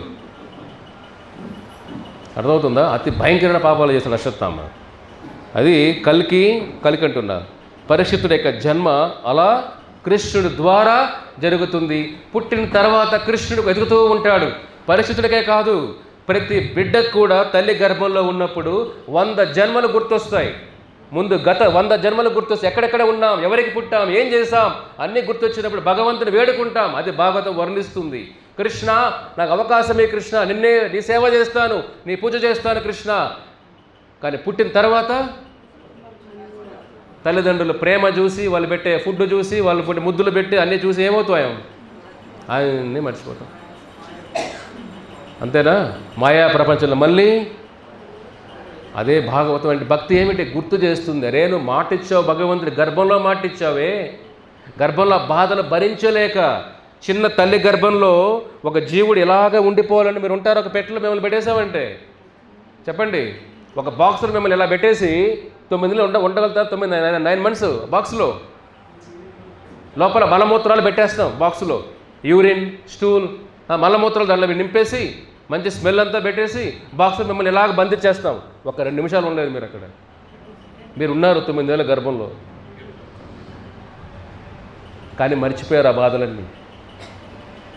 అక్కడ ప్రమాణం చేశారు భగవంతుడికి. మీరు వచ్చిన తర్వాత మర్చిపోయారు. అందుకే గురువులు ఏం చేస్తారు, తమసోమ జ్యోతిర్గమే గుర్తు చేస్తారు, జ్ఞానం నడిపిస్తారు. నువ్వు మర్చిపోయేవరా, నువ్వు ఎక్కడే ఆ మాట ఇచ్చావే. కాబట్టి ప్రతి ఒక్క జీవుడు భగవంతుడికి ప్రమాణం చేసి లోకానికి వస్తాడు. గురువులు ఏం చేస్తారు, ఆ ప్రమాణం గుర్తు చేస్తారు. మనం వచ్చేం చేస్తే మాయా ప్రపంచంలో ఆయన తప్ప అన్నీ కావాలని కోరుకుంటూ ఉన్నాం మనం ఇక్కడ. కానీ గర్భంలో ఉన్నప్పుడు ఆ బాధలు భరించలేక ఇట్లా తిరగలేం, అలా తిరగలేం. మీరు నిద్రపోయేటప్పుడు ఎలాగ పడుకుంటారు, ఇలాగే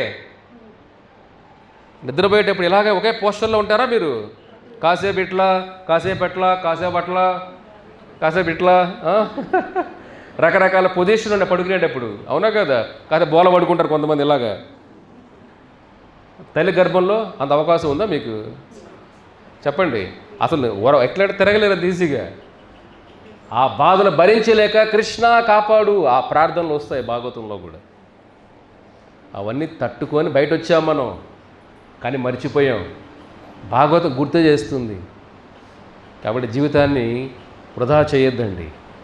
అందుకే గురువుల ద్వారా ఉంటే ఏమొస్తుంది? ఆ గతం గుర్తు చేస్తారు వాళ్ళు. నువ్వు మర్చిపోయావు, ఈ మాటలు మర్చిపోయి, ప్రమాణం మర్చిపోయావు, అక్కడ బాధలు మర్చిపోయావు. అందుకే జన్మ అంటేనే అతి భయంకరమైన బాధ. లోపల మలమూత్రాల గర్భంలో ఉండడం అంత ఈజీనా? చాలా కష్టం. ఆ 9 నెలలు నరకం అక్కడే కనపడుతుంది ఆ బిడ్డకి. కానీ కాలక్రమేణా మర్చిపోయి ఉంటాం. తెలివైన వాళ్ళు ఎప్పుడు కూడా కష్టాలు మర్చిపోతారా? మీరే చెప్పండి. ఒక లోగా అంటే ఒక తక్కువగా ఉండి ఒక స్థాయికి వచ్చినప్పుడు ఆ తక్కువగా ఉన్న స్థాయిని మర్చిపోతామా? ఆ కష్టాలు, తిండి లేక, ఒక్కోసారి నిద్ర లేక, ఒక్కోసారి ఉండడం ఇల్లు లేక, ఆ కష్టాలు అనుభవించిన తర్వాత ఆ కష్టాలు గుర్తుంటాయి కదా. ఉండాలి. ఉన్నప్పుడే ఎప్పుడు వినయంగా ఉంటాం జీవితంలో. మనం గాలిపటాల పైకి ఎగరం. కొంత విజయం వస్తేనే గాలి ఎగరం. ఆ కష్టాలు గుర్తుపెట్టుకుంటాం. కానీ గర్భంలో పడ్డ కష్టాలు మర్చిపోయాను. తెలియని వాళ్ళు ఆ కష్టాలు గుర్తుపెట్టుకుంటారు. కాబట్టి ఇంకో జన్మ వద్దు కృష్ణ అని అంటారు. కాబట్టి ఇది పరీక్షితుడు భగవంతుడి కోసం వెతుకుతూ ఉంటాడు. అందుకే ఆయన పేరు పరీక్షిత. 13వ అధ్యాయం ముఖ్యమైన అధ్యాయం ఇది. ఇది అందరికీ బాగా సెట్ అయ్యే అధ్యాయం ఇది. ధృతరాష్ట్ర నిర్గమనం. పర్ఫెక్ట్. ఇది ధృతరాష్ట్రుల్లో వైరాగ్యం వచ్చే సమయం ఇది. ధృతరాష్ట్రుల్లో వైరాగ్యం వాళ్ళలో వచ్చింది, ఇంకా మనలో ఇంకా రాలా. ధృతరాష్ట్రే బెటర్ మనకంటే కొద్దిగా. కలియుగం అంత భయంకర యుగం, కలియుగం ఇది. ధృతరాష్ట్రుడు ఏమంటాడు చూడండి ఇక్కడ. ప్రజాపతి నామ పిత తస్య పుత్రా చ ధబ్ద్రవీ తేనేవాహిత పిత సాశః సా ఏష భగవాన్ హరిహి.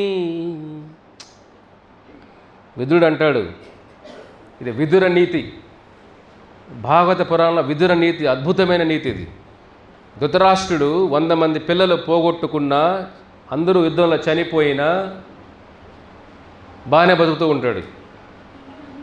పాండవులు అంత బాగా చూసుకుంటారు. వాళ్ళని ఎక్కడ ద్వేషం లేదు, అసూయ లేదు. మాకు ఇన్ని కష్టాలు పెట్టి మమ్మల్ని చంపాలని ప్రయత్నం చేసేవే, మీరు పెదనాన్నగా ఉండి మీరు అన్నీ చేస్తే మిమ్మల్ని ముంచేస్తారు ఈ కలియుగంలో. అదే పెదనాన్న మిమ్మల్ని మాట్లాడటం చేశాడు అనుకో, మిమ్మల్ని చంపాలనుకున్నా అండి, ఇంటూ రాణిస్తారా మీరు? పాండవులు ఏం చేశారు? ధృతరాష్ట్రుడు ఎన్నో చంపాల ప్రయత్నం చేశాడు పాండవుల్ని. వాళ్ళ రాజ్యం లేకుండా చేశాడు, వాళ్ళ కష్టాలు కలిగించాడు, అడవులకు పంపించాడు, ఎన్నెన్నో కుట్రలు చేశాడు. అంత వెళ్ళిపోయిన తర్వాత పాండవులు అతన్ని ఎంత ప్రేమగా చూసుకున్నారు, తండ్రి కన్నా ఎక్కువ చూసుకున్నారంట పాండవులు. విదురుడు ఒక మాట అంటాడు, నీ 100 మంది కొడుకులు పోయినా కానీ నీళ్ళు ఇంకా బుద్ధి జ్ఞానం రావట్లేదే. ఒక స్ట్రాంగ్ అంటాడు, ఒక కుక్కలాగా బతుకుతున్నావే ధృతరాష్ట్ర అంటాడు. నీళ్ళు ఇంకా ఆ చింతన రావట్లేదే, దైవ చింతన రావట్లేదు ఇంకా నీలో. ఇప్పుడు కూడా సుఖం కోసం బతుకుతున్నావే. పిల్లలు పోయినా కూడా, యుద్ధం జరిగినా కూడా నీకు ఇంకా బతకడానికి ఇంకా ఆశ ఉందే. ధృతరాష్ట్రుడు అంతవరకు కూడా ఆలోచన రాదు. ఎన్నో విధులు చెప్పుంటాడు.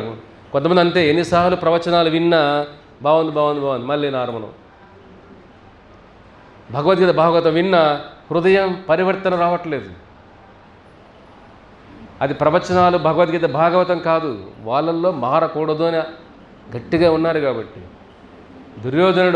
ధృతరాష్ట్రుడు దుర్యోధనుడు మారకూడదు అని గట్టిగా ఉన్నారు. కాబట్టి ఎన్ని చెప్పిన నీతులు, ఎంతమంది నీతులు చెప్పినా హృదయం మారలా. ఇప్పుడు ధృతరాష్ట్రుల్లో అవమానం జరుగుతుంది అంతే. ఎంత భయంకరంగా విదురుడు తిడుతాడు, ఇంత కుక్కలాగా బతుకుతున్నావే వేరే వాళ్ళ ఇంట్లో, ఇది నీ ఇల్లు కాదు కదా, నీ బిడ్డలు ఎక్కడ, ఆస్తి కోసం ఎంతో దుర్మార్గ పనులు చేసావే, ఇంకా ఏ ప్రాణభీతి, ఇంకా ఏం దానిపైన ఆశ నీకు? ఇప్పుడైనా ఆ శ్రీహరిని తలుచుకోవయ్యా. ఇప్పుడు నిద్ర లేవయ్యా, మాయలో పడుకోనున్నావు. నువ్వు గుడ్డివాడు కాదు, నీ ఆత్మ గుడ్డిదైపోయింది. శరీరం ఉన్న గుడ్డితనం ఎదుర్కోవచ్చు, ఆత్మ గుడ్డిదైపోతే భగవంతుడు వచ్చిన అర్థం చూడలేం.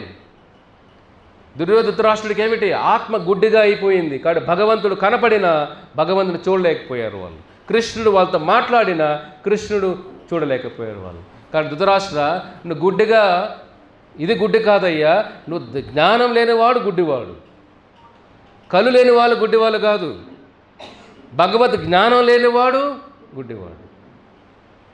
కాబట్టి ఆ భగవద్ జ్ఞానాన్ని సంపాదించుకో, ఎప్పుడైనా నిద్రలే, ఇంకా ఇలాంటి జీవితం ఎందుకు నీకు తిట్టుతాడు విదురుడు. వెంటనే నెక్స్ట్ రోజు ధృతరాష్ట్రం లేచి ఎవరికి చెప్పకుండా వెళ్ళిపోతాడు. ఎప్పుడైతే అతను వెళ్ళిపోతాడో గాంధారి వెంటనే గ్రహించేస్తుంది. పతివ్రత గాంధారి, ఆవిడ గుడ్డితనం లేకపోయినా భర్త కోసం గుడ్డిగా అయిపోయింది. కాబట్టి నా భర్త వెళ్ళిపోయాడే, ఆవిడ వెళ్ళిపోతుంది. ఇప్పుడు వీళ్ళిద్దరు వెళ్ళిపోయారు, విదురుడు కూడా వెళ్ళిపోతాడు. వీళ్ళిద్దరిని తీసుకుని విదురుడు కూడా హిమాలయాలకు తీసుకెళ్ళిపోతాడు. హిమాలయాలకు వెళ్ళి ధృతరాష్ట్రుడు అప్పుడు భగవంతుడి పైన ధ్యాస పెడతాడు విదురుడి యొక్క కృప ద్వారా. కాబట్టి మనలో ఉన్న అజ్ఞానం పోవాలంటే ఒక భక్తుల కృప ఉండాలి. చెప్పాను కదా, మీరే మీ రూపాన్ని చూడలేరు. అద్దం ఉంటే మీ రూపాన్ని మీరు చూడగలుగుతారు. మీరు అందంగా ఉండొచ్చు, అద్దం లేకుండా చూడగలుగుతారు మీ అందాన్ని? చెప్పండి, మీ అందం ఎలా చూడగలుగుతారు? మీరు అద్దం ఉంటే అందం చూడగలుగుతారు. కాబట్టి మనలో ఉన్న లోపాలు మనం పూర్తిగా చూసుకోలేం. భగవంతుడి కృప, భక్తుల కృప ఉంటేనే వాళ్ళ కృపతో మనలో భగవంతుడి పైన కొద్దిగా రుచి వస్తుంది. కాబట్టి విదురుడి యొక్క అలాంటి తమ్ముడు ఉండాలి మీకు కూడా జీవితాల్లో. అర్థమవుతుందా? విదురుడు తమ్ముడు, అటువంటి తమ్ముడు ఏంటి? ఒక మహాభక్తుడు. అతని కృప వల్ల ధృతరాష్ట్రుల్లో ఒక చలనం వచ్చి, మార్పు వచ్చి, హిమాలయాల్లో భగవంతుడు నామం జపం చేస్తూ అలాగే శరీరం వదిలేస్తాడు. అలాగా ధృతరాష్ట్రుడికి కూడా ఆఖరి క్షణంలో మోక్షం వచ్చేస్తుంది విదురుడి కృప వల్ల. మీ జీవితాల్లో విదురుడు ఎవరు? అది ప్రశ్న వేసుకోవాలి. మిమ్మల్ని ప్రశ్నించే జీవితాలు మనుషులు ఉండాలా, మీ కుటుంబాల్లో ఉండాలి. జీవితం ఇంతేనా? పొద్దున్నుంచి ఇదే బాధలా, ఎప్పుడు ఇదే మాటలా, పొద్దున్నప్పటి నుంచి ఇదే శరీరం గురించే టాపిక్స్ అన్నీ, సుఖం గురించే టాపిక్స్ అంతా కూడా. భాగవతం ఎప్పుడు విందాం? మానవ జీవితం దానికోసమే కదా. అటువంటి విధులు మీ జీవితంలో ఉండాలి. అటువంటి విధులు మీకు ఇవ్వడానికే ఇస్కాన్ మీ ఊరు వస్తుంది. మీ ఇంట్లో విధులు లేడు కాబట్టే మా సంస్థ విధులను తయారు చేస్తుంది, మిమ్మల్ని నిద్ర లేపడానికే ఈ సత్సంగాలన్నీ కూడా. కాబట్టి విధులు లేడని బాధపడద్దండి. ఇస్కాన్ సంస్థలో 100 మంది విధులు ఉన్నారు మిమ్మల్ని నిద్ర లేపడానికి. ఆ భక్తుల సాంగత్యంలో ఉంటే అప్పుడు చలనం వస్తుంది, వ్యామోహం తగ్గుతుంది, వైరాగ్యం వస్తుంది. ధనం పైన ధనం ధనం ధనం ధనం ధనం ధనం ధనం దానిపైన ఒక విరక్తి రావాలి. ధనం పైన విరక్తి వచ్చినప్పుడే భగవంతుడికి ఆయన కోసం పరిగెత్తుంది. రెండూ కుదరవు, గుర్తుపెట్టుకోండి. జబ్బు తగ్గాలంటే బాగా బిర్యానీ తినేసి మందులు ఎలా పనిచేస్తాయి? రోజు మసాలాలన్నీ వేసేసి మందు ఎలా పనిచేస్తుంది? పనిచేస్తే మందు డైట్ ఉండాలి కదా. మందులు బట్టి కొన్ని తినకూడదు కదా. జ్వరం ఏమో 104, తినేదేమో బిర్యానీ. ఎలా తగ్గుతుంది జ్వరం వాడికి? రోజు మన పని అలాగే ఉంది. మనం తినే ఆహారం కూడా అలా ఉండాలి కదా. భక్తి ఉన్నప్పుడే కొన్ని నియమాలు ఉండాలి, కొన్ని పైన వ్యామోహం తగ్గాలి. అప్పుడు తగ్గినప్పుడే కదా ఆయనే కావాలని కోరుకుంటాం. ఇది మనం నేర్చుకోవాల్సింది. ధృతరాష్ట్రుడు అన్ని తప్పులు చేసిన ఒక ఛాన్స్ దొరికింది ధృతరాష్ట్రుడికి. మీకు ఆ ఛాన్స్ దొరికింది ప్రభుపాద కృప ద్వారా, భక్తుల కృప ద్వారా. దాన్ని మీరు వాడుకోవాలా వద్దా? మీ చేతుల్లో నిద్రలేయాలా వద్దా? మీరు హిమాలయాలకు వెళ్ళాల్సిన అవసరం లేదు, ఇస్కాన్ టెంపుల్కి రండి చాలు. మీరు అర్థమవుతుందా? ధృతరాష్ట్రుడు హిమాలయాలకు వెళ్ళిపోయాడు లేచి. మీరు లేచి ఎక్కడికి వెళ్ళాలి? మీరు టీ షాపులకు కాదు, లేచి ఇస్కాన్కి రండి. అర్థమవుతుందా? నిద్రచి ఎక్కడికి వెళ్ళాలి మనం? ఇస్కాన్కి వెళ్దాం, భగవంతు దర్శనం చేసుకుందాం, భాగవతం విందాం. ఆ భావన రావాలి. మీరు హిమాలయాలకు వెళ్ళిపోవాల్సిన అవసరం లేదు. మీ ఊర్లో ఉండి వైకుంఠం చేరుకోవచ్చు. మీరు వెళ్ళాలి అనే తపన మీలో ఉంటే. కాబట్టి ప్రభుపాద కృప ద్వారా మీకు మీ ఊరికి ఇస్కాన్ వస్తుంది, మీ ఊరికే జ్ఞాన ప్రచార కేంద్రాలు వస్తున్నాయి. కాబట్టి దానిలో భాగం కావాలి, దానిలో సేవ చేయాలి, తపన ఉండాలి. ఎంతో కొంత ఉడత సహాయం, వానర ఏదో ఒక సైన్యంలాగా పనిచేయాలి. దీన్ని ఇది మీ తరతరాలకు ఇచ్చే బహుమతి ఇది. అది లేకుండా మన లాకర్లో బాగా పెట్టుకొని, బ్యాంక్ బ్యాలెన్స్ బాగా పెట్టుకొని మాత్రం 100 మాలలు చేసే ఉపయోగం ఏంటి? భక్తి ప్రేమ సేవలో కనపడాలి. అర్థమవుతుందా? మాటల్లో వరకు ఆగకూడదు. సహాయం, భగవంతుడి సేవ చేతుల్లో కూడా ఉండాలి. అది వచ్చినప్పుడే మనలో ఉన్న లోభం తగ్గుతుంది. అర్థమవుతుందా? దుర్యోధనుడి గుణం ఏమిటి? లోభం. ఎంత ఉన్నా దుర్యోధనుడిలో తృప్తి ఉండేది కాదు. విశ్వమంతా వాడిదైనా తృప్తి ఉండట్లే వాడికి. భక్తుడేమిటి? ఏమీ లేకపోయినా తృప్తిగా ఉంటాడు. పాండవులు ఏమడిగారు? 5 గ్రామాలు ఉంటే చాలా తృప్తిగా బతికేస్తాం. దుర్యోధనుడు ఏమన్నాడు? గుండె సూదంతా కూడా మీకు ఇవ్వను మీకు. ఇంత సామ్రాజ్యం ఉన్నా వాడు తృప్తిగా ఎప్పుడు నిద్రపోలేవాడు. కాబట్టి మానవ జీవితం అంత విలువైన జీవితం. ధృతరాష్ట్రులాగా మనం నిద్రపోతున్నా ఇప్పుడు అవకాశం వచ్చింది లేయడానికి, సేవ చేయడానికి, జీవితం మార్చుకోవడానికి. అది మీ చేతుల్లో ఉంది. జీవితాన్ని ఎలాగే పోగొట్టుకుంటామా? మానవత్వం మళ్ళీ మళ్ళీ రాదు. ఒక మానవ జీవితం రావాలంటే ముందు కోట్ల జన్మల్లో పుణ్యం చేసుంటే తప్ప మానవ దేహమే రాదు. మీరు ఎంత పుణ్యాలు చేశారో మీకు తెలియదు. కాబట్టి ఈ దేహాన్ని చిన్న కష్టం వస్తే వదిలేస్తాం, చిన్న నష్టం వచ్చినా వదిలేస్తాం, చిన్న చిన్న బాధలకే జీవితాన్ని వదిలేస్తూ ఉంటాం. ఈ ఎంత వెనకాల ఎన్ని జన్మల కష్టపడో తెలుసుకున్నామంటే మానవ జీవితాన్ని వదిలిపెట్టాం మనం. వైకుంఠం తీసుకుని వెళ్ళే భగవంతుడు చేర్చే ఒకే ఒక దేహం ఇది. పూర్వజన్మ కర్మలన్నీ తీసివేసే ఒకే ఒక దేహం మానవ దేహం. భగవంతుడి నామాన్ని జపం చేసే ఒకే ఒక దేహం మానవ దేహం. భగవంతుడి గురించి వినడానికి వచ్చిన అవకాశం ఒకే ఒక మానవ దేహమే. భగవంతుడి సేవ చేయాలి అన్న ఒక ఆలోచన రావాలన్నా ఒక మానవ దేహంలోనే. కాబట్టి ఎటువంటి మానవ దేహం ఉండి ఇవన్నీ చేయగలిగితే దీనికి మించిన ధనం సృష్టిలోనే లేదు. భక్తికి మించిన ధనం లేదు సృష్టిలో. భగవంతుడికి మించిన సంపద లేదు సృష్టిలో. కాబట్టి మీ జీవితాలని దానికోసం ఉపయోగించండి. ఈ ఒక్క జీవితమైనా జాగ్రత్త వాడుకోండి. అర్థం కాకపోతే మన దురదృష్టం ఏమిటంటే నిన్న క్లాస్లో ఎవరు పిలిచారు బెంగళూరులో. ఒక క్లాస్లో చెప్పాను వాళ్ళకి నేను. ఒక ఇంట్రెస్టింగ్ ఇది. ఒక కోతి దగ్గర అరటి పండ్లు ఒకవైపు డబ్బులు పెట్టారు కోతి ముందర. కోతి ఏం చేసుకుంటుంది? మనం అదే కదా, మనం కరెక్ట్గా చెప్పేస్తాం. ఎందుకు పల్లె అరటి పనులే పెడుతుంటారు మీరంతా ఎక్కువ. కోతి ఏం తీసుకుంటుంది? అరటి పనులు తీసుకుంటుంది. డబ్బులు ఏం తీసుకోదు కోతి. డబ్బులు విలువ తెలియదు. అదే కోతికి డబ్బులు విలువ తెలుసు అనుకోండి. ఈ 1000 రూపాయలు ఉందంటే 1000 అరటి పనులు వస్తాయి మనకి ఇక్కడ కదా. మీకు 1000 రూపాయలు పక్కన పెట్టారు, ఇక్కడ ఒక అరటిపండు పెట్టారు. కోతి ఏం తీసుకుంటుంది? ఒక అరటిపండు తీసుకుంటుంది. కోతికి ఏం తెలియదు 1000 రూపాయలతో 1000 అరటిపండ్లు వస్తాయే. ఆ జ్ఞానం వాటిలో లేదు. ఇప్పుడు అదే ప్రశ్న మీ ముందు వేస్తున్నా. ఇప్పుడు మీ వైపు పక్కన ధనం, ఒకవైపు భక్తి, భగవంతుడు. ఏం కోరుకుంటారు అందరూ? బాగా మీరు ఆరితేరిపోయారు మోసాలు అబద్ధాలు చెప్పడం అంతా మీరు. ఇప్పుడు మారిపోయారు పాపం. కరెక్ట్. కొందరు ఇంకా మారాలి. చాలామంది ఉన్నారు ఇక్కడ మారాల్సిన వాళ్ళు. కొద్దిగా మారారు. 8% మారారు 80 వారాల్లో. మీరు కొద్దిగా ఇంకా 92% ఉంది. వారం కొద్ది మారి ఇంతవరకు వచ్చారు మరి. అదే ఒక మనిషి ముందర ధనం, భగవంతుడు అంటే ఏం కోరుకుంటాడు? వాడు ధనం కోరుకుంటాడు. వాడికి ఏం తెలీదు భగవంతుడు అంటే ధనం, ఆనందం, మోక్షం, పాపకర్మ నివారణం, పునర్జన్మ, ఇంకో జన్మ లేకుండా అన్నీ జరిగిపోతాయి. ఆ జ్ఞానం వాళ్ళు లేదు. అదే భక్తులు సాంగత్యంలో ఉన్నారు కాబట్టి మీరు ఇది కోరుకుంటున్నారు. ఈ సాంగత్యాలు లేకుండా ఉంటే ఏం కోరేవారు మీరు కూడా? కృష్ణ, ధనం ఉంటే కృష్ణుడు కొనేచ్చు అనుకుంటా దుర్యోధనులాగా. కాబట్టి మనకు భక్తి విలువ తెలియదు కాబట్టి మనం ఏం కోరుకుంటాం? ధనాన్ని కోరుకుంటున్నాం, సుఖాలు కోరుకుంటున్నాం. అదే భక్తి జ్ఞానం ఉంటే కృష్ణ నువ్వే కావాలి. కోతులు ఎలాగైతే డబ్బుల విలువ తెలియకుండా అరటిపండును పట్టుకుంటుందో మనం కూడా భగవంతుడి జ్ఞానం, భగవంతుడి విలువ తెలియకుండా మనం ఏం కోరుకుంటున్నాం? సుఖాలు, ధనం, సంపద కోరుకుంటున్నాం. అదే అజ్ఞానం ఇక్కడ. ఆ జ్ఞానం వచ్చినప్పుడు ఏం కోరుకుంటాం? ఆయన్ని కోరుకుంటాం. ఆయన ఉంటే అన్నీ ఉండే కదా. నారాయణ ఎక్కడ, లక్ష్మీదేవుడు ఉంటే కదా. నారాయణ ఎక్కడ ఉంటే అదే సంపద, అదే వైకుంఠం. నాహం తిష్టామి వైకుంఠే యోగి హృదయేనివ ఎత్ర గాయంతి మద్భక్తః తత్ర తిష్టామి నారద.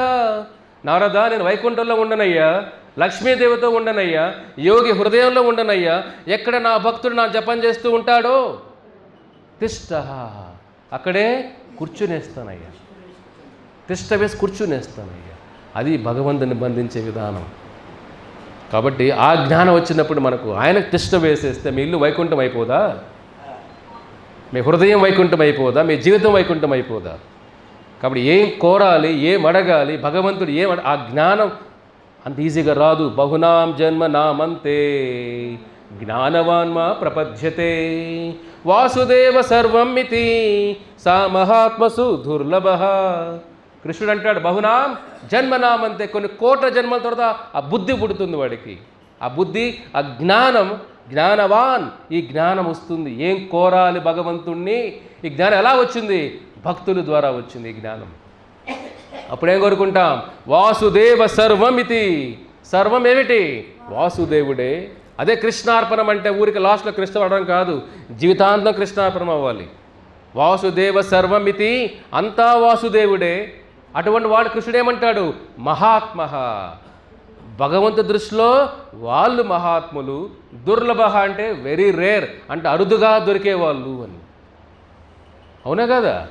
ఈ జ్ఞానం ఉన్న వాళ్ళు ఎక్కడున్నారు సమాజంలో? చూడండి మీరు, పూజ వ్రతాలు అందరూ చేస్తారు. ఈ జ్ఞానంతో వాసుదేవే సర్వమితి, కృష్ణుడికే జీవితాన్ని అర్పించి ఆ జ్ఞానం రావాలంటే ఏమిటి? బహునాం జన్మనామంతే, కొన్ని కోట్ల జన్మాలు తిరిగితే ఈ జ్ఞానం వస్తుంది. ఇప్పుడు మీకు అవకాశం వచ్చింది, కొన్ని జన్మల తర్వాత అవకాశం వచ్చింది, దాన్ని వదులుకుంటే మీకే దురదృష్టం. వదులుకోవద్దండి, మళ్ళీ భవిష్యత్తు అది భయంకరంగా ఉంటుంది, కలియుగం అంతా కూడా. కాబట్టి మీరందరూ భగవంతుడు చెప్పినట్టుగా ఈ ఒక్క జన్మనైనా మానవ జీవితం అంత వెనకాల అన్ని కోట్ల జన్మల కష్టాలు పడితే ఈ జీవితం ఇది. మీరు ఇప్పుడు ఇటుక పేర్చి కోటీశ్వరుడు అయ్యారనుకోండి, ఆ కోటీశ్వరుడు అవ్వడానికి 60 ఏళ్ళు 70 ఏళ్ళు పడిన కష్టాన్ని మర్చిపోతామా మనం? ఇప్పుడు ఈ జీవితం రావడానికి కొన్ని కోట్ల జన్మల కష్టాలు పడ్డాం. దీని ఏం చేస్తున్నాం మనం? అల్పంగా చిన్న వాటికే అలా వదిలేస్తున్నాం. అల్ప సుఖాల కోసం బతుకుతున్నాం. చిన్న ఆనందాల కోసం మానవ జీవితాన్ని వేస్ట్ చేసుకునేస్తున్నాం.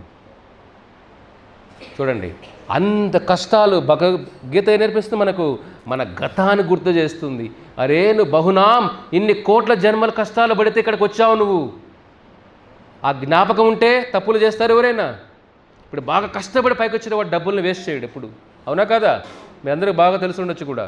బాగా కష్టపడి పైకి వచ్చినప్పుడు ₹1 ఊరికే పోగొట్టేరు. ఎందుకంటే ఆ కష్టం తెలుసు కాబట్టి, రూపాయి విలువ తెలుసు కాబట్టి, అన్నం విలువ తెలుసు కాబట్టి. అవునా కదా? ఆ జీవితాన్ని జాగ్రత్తగా కాపాడుకుంటాం, లక్ష్మీదేవిని గౌరవిస్తాం. అదే బంగారు స్పూన్తో పుట్టినవాడు, వాడు మీ కష్టాన్ని గుర్తించడు, మీ కష్టాన్ని గౌరవం కూడా ఇవ్వడు. ఎందుకంటే వాడు కష్టాలంటే తెలియదు కాబట్టి. అందుకే పిల్లలకి ఎప్పుడు కష్టాలు నేర్పించండి, కష్టాలు తెలియజేయండి, ఆకలి విలువ తెలియజేయండి, పిల్లలకి డబ్బుల విలువ తెలియజేయండి. ఇది తెలిసినప్పుడే వాళ్ళకు కూడా ఒక జీవితం అంటే తెలియాలి కదా.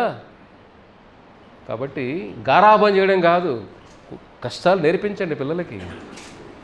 పాండవుల్లాగా తయారవుతారు అప్పుడు. అర్థమైందా? కాబట్టి మన కోతిల్లాగా అరటి పళ్ళు తీసుకోకుండా ఏం తీసుకోవాలి?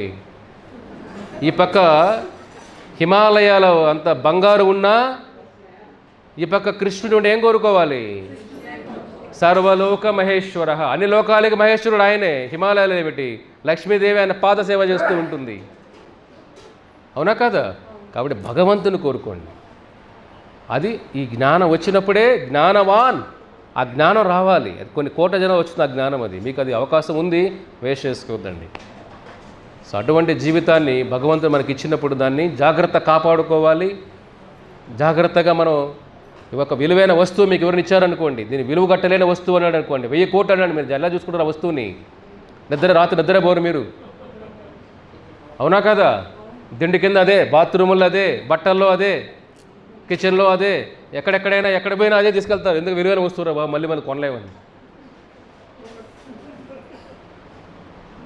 మానవ జీవిత విలువైన వస్తువు ఏమిటి? కృష్ణ భక్తి. ఈ మాలే మీ విలువైన వస్తువు. ఇది ఎక్కడికల్లా ఈ మాల ఉండాలా అంటే భగవంతుడి యొక్క నామం నాలుగు పైన ఎప్పుడు తిరుగుతూ ఉండాలి. ఎప్పుడు టైం దొరికితే హరే కృష్ణ హరే కృష్ణ హరే కృష్ణ. ఇప్పుడు టైం దొరికితే భగవద్గీత భాగవత టైం దొరికినప్పుడు. కాబట్టి టైం విలువ తెలిసిన వాడు భగవంతుని జాగ్రత్తగా ఆ భక్తిని జాగ్రత్తగా కాపాడుకుంటాడు. కాలాన్ని విలువ లేనివాడు దాన్ని దూరం చేసుకుంటాడు. కాబట్టి ఇది అతి విలువైన వస్తువు కృష్ణ భక్తి, దాన్ని జాగ్రత్తగా కాపాడండి. ఓకేనా? హరే కృష్ణ. శ్రీమద్ భాగవత పురాణం కీ జై.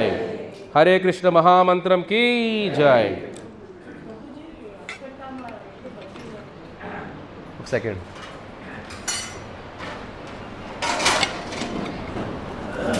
చెప్పండి. అశ్వత్థామ చిరంజీవ. బాధలు అనుభవిస్తూనే ఉంటారు. ఇంకా ఈ యుగం అంతా ఉంటాడు అశ్వత్థామ. యుగం అంతా ఏమిటి? ఎన్ని సంవత్సరాలు యుగం అంతా? కలియుగం ఎన్ని సంవత్సరాలు?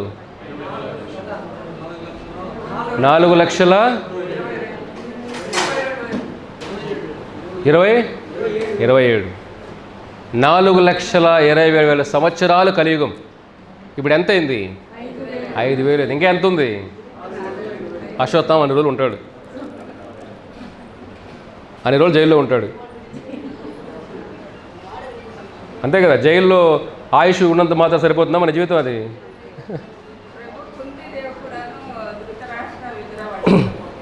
కరెక్ట్. వాళ్ళు వెళ్ళిపోయిన తర్వాత కుంతీదేవి కూడా, అది నెక్స్ట్ వస్తుందిలేండి. కుంతీదేవి కూడా ఏం చేస్తుంది? భగవంతుడు ఇంక చాలు ఈ జీవితం అని ఆవిడ హిమాలయాలకు వెళ్ళిపోతుంది. వాళ్ళతో పాటు కూడా ఆవిడ తర్వాత వెళ్ళిపోతుంది కుంతీదేవి. నెక్స్ట్ తెలిసిన తర్వాత రేపు నెక్స్ట్ వారం తెలుసుకుందాం పాండవుల మహాప్రస్థానం. ఓకేనా? హరే కృష్ణ.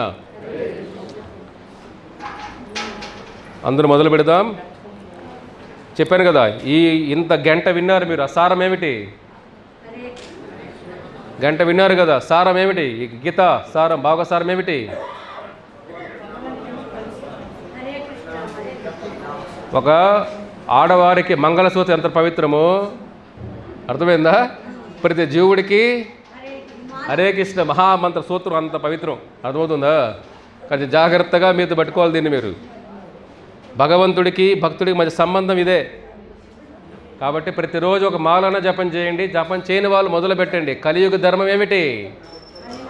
హరే నామ హరే నామ హరే నామేవ కేవలం కలోర్ నాస్తేవ నాస్తేవ నాస్తేవ గతిరన్యత. కలియుగంలో హరినామం హరినామం హరినామం. ఒకే మార్గం ఒకే మార్గం ఒకే మార్గం, వేరే మార్గం లేదు లేదు లేదు. వేరే ఇంక 3 సార్లు చెప్పేస్తారు శాస్త్రాల్లో. మీరు వేరే వెతికినా దొరకదు. కాబట్టి కలియుగ ధర్మం హరినామ సంకీర్తనం.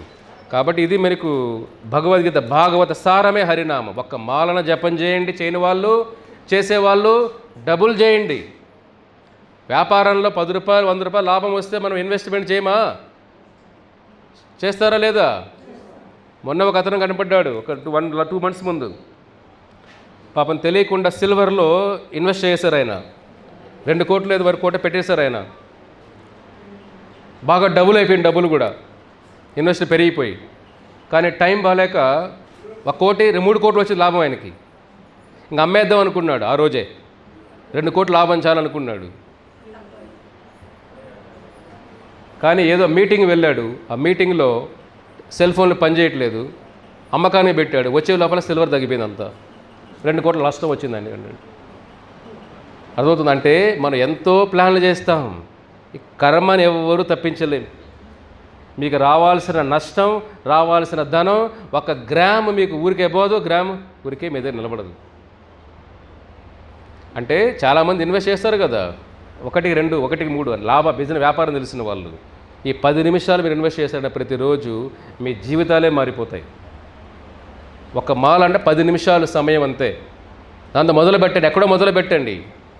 వచ్చే లాభాన్ని వెలగట్టలేదు మీరు. కృష్ణ రామ నామాన్ని కొలిచే సంపద ఈ సృష్టిలోనే లేదు. భగవంతుడి నామాన్ని కొలిచే, భగవంతుడి నామ శక్తిని వర్ణించే, కొలిచే సంపద సృష్టిలోనే లేదు. రామనామాన్ని, కృష్ణ నామాన్ని, నారాయణ నామాన్ని కొలిచే ఈ నామానికి ఇంత విలువ, ఈ నామానికి ఇంత విలువ. వస్తువు విలువ ఉంటుంది కదా, బంగారం విలువ ఉందా లేదా? డైమండ్ విలువ ఉంది కదా. ప్రతి దానికి విలువ ఉంది సృష్టిలో. విలువ లేనిది, విలువ కట్టలేనిది భగవంతుడి యొక్క నామం, శ్రీహరి నామం. ఆ శ్రీహరి నామాన్ని మీరు గట్టిగా పట్టుకోవాలి. అప్పుడే జీవితంలో మార్పు అనేది వస్తుంది. కాబట్టి మీకోసం 10 నిమిషాలు మీరు జపం చేయగలిగితే, ఒక్కసారి రామ, ఒక్కసారి కృష్ణ అన్న కృష్ణ నామ, రామనామ శక్తిని ఎవరూ వర్ణించలేరు.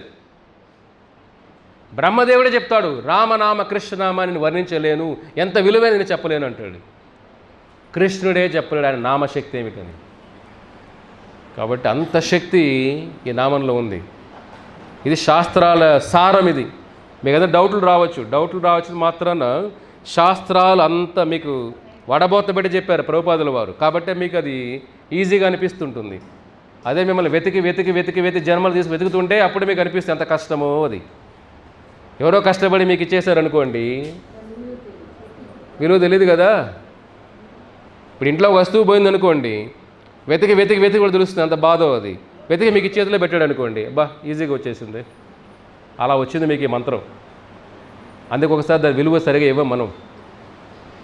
కానీ జ్ఞానం వచ్చిన తర్వాత విలువ తెలుసుకుంటాం. ఓ జాగ్రత్తగా ఉండాలి హరినామం, ఇదొకటే మార్గం కలియుగానికి అని తెలుసుకుంటాం. ఓకేనా? హరే కృష్ణ.